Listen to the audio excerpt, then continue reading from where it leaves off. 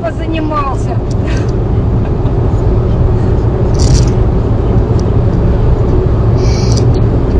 А причем с таким умным лицом ходил, как будто...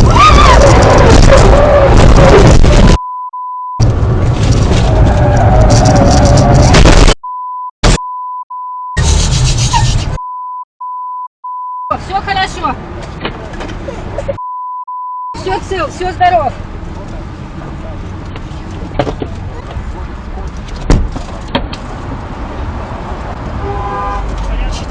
Да, все хорошо.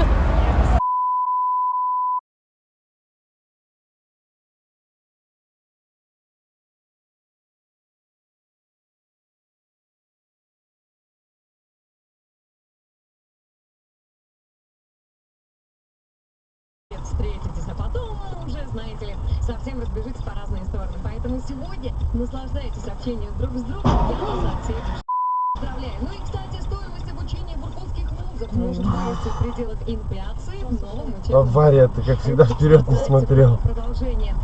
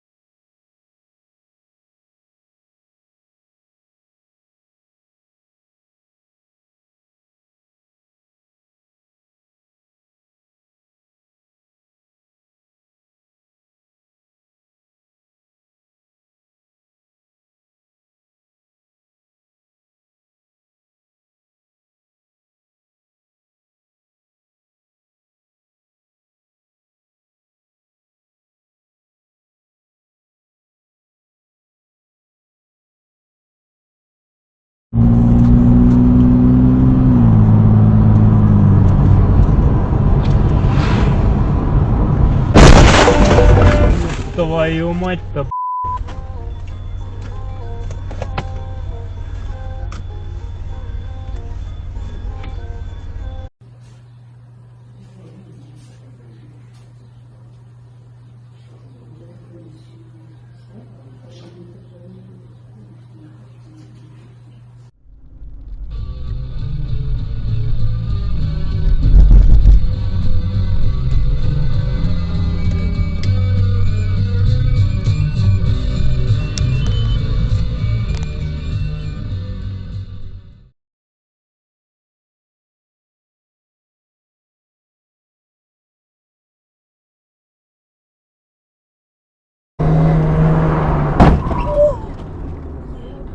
Долбоёб, блядь.